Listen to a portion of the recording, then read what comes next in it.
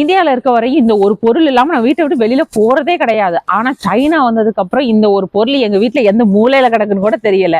அது என்ன பொருள் தானே யோசிக்கிறீங்க? இந்த பொருள் தான் அது. இந்த பர்ஸை எடுத்து நான் எங்கேயும் வெளில போறதே இல்லை. அதுக்குள்ள காசோ இல்ல கார்டோ எதையுமே எடுத்துட்டு போறது இல்லை. ஏன்னா சைனாவை பொறுத்த வரையும் மொபைல் போன்ல எல்லா பேமெண்ட்டுமே பண்ணி முடிச்சிருவோம்.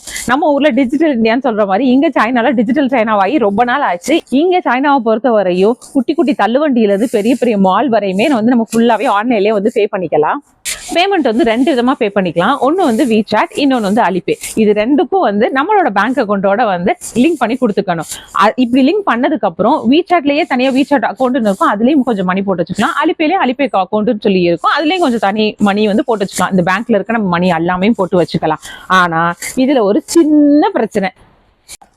என்ன பிரச்சனை அப்படின்னா, சைனாவை பொறுத்தவரை எல்லாராலையும் பேங்க் அக்கௌண்ட் ஓபன் பண்ண முடியாது. பிசினஸ் பண்றவங்க, ஒர்க் பண்றவங்க, இல்ல ஸ்டூடெண்ட் அப்படி இருக்கிற ஃபாரினர்ஸ் மட்டும்தான் வந்து ஓபன் பண்ண முடியும். மித்தவங்க ஓபன் பண்ணணும் அப்படின்னா அதுக்கு வந்து ஒரு வேலிடான ரீசன், ஸ்ட்ராங்கான பாயிண்ட் இருக்கணும். நம்ம எந்த பேங்க்ல ஓபன் பண்ண போறோமோ அவங்க வந்து நம்ம சொல்ற பாயிண்ட்ஸை வந்து அக்செப்ட் பண்ணிக்கிட்டாங்க அப்படின்னா வந்து ஓபன் பண்ணிக்கலாம்.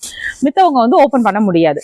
அதே மாதிரி டூரிஸ்டா வர்றவங்களும் வந்து இங்க வந்து ஆன்லைன்ல பே பண்ண முடியாத மாதிரி ஒரு பிரச்சனை ஒண்ணு இருந்துச்சு. சரி, இதெல்லாம் வந்து இங்க இருக்க ஆளுங்களுக்கு காதுல விழுந்துருச்சு என்னமோ தெரியல. அலிபாபா கம்பெனி இருக்குல்ல, அலிபேன்னு சொல்லுவாங்கல்ல, அலிபேல வந்து 2 ஆப்ஷன் இருக்கு. ஒன்னு வந்து சைனீஸ் வேல இருக்கும், இன்னொன்னு வந்து இன்டர்நேஷனல் இருக்கும். அந்த இன்டர்நேஷனல் ஏபிபி வந்து டவுன்லோட் பண்ணிட்டு நம்மளோட இன்டர்நேஷனல் கார்டை வந்து அது கூட லிங்க் பண்ணிக்கிட்டோம் அப்படின்னா டைரக்டா இங்கே வந்து பே பண்ணிக்கலாம் அப்படின்னு சொல்லி ரீசெண்டா வந்து கொண்டு வந்திருக்காங்க. ஸோ அது வந்து இந்த மாதிரி அக்கௌண்ட் ஓபன் பண்ண முடியாதவங்களுக்கு, டூரிஸ்டுக்குலாம் வந்து ஒரு ஈஸியான வேயா இருக்கு.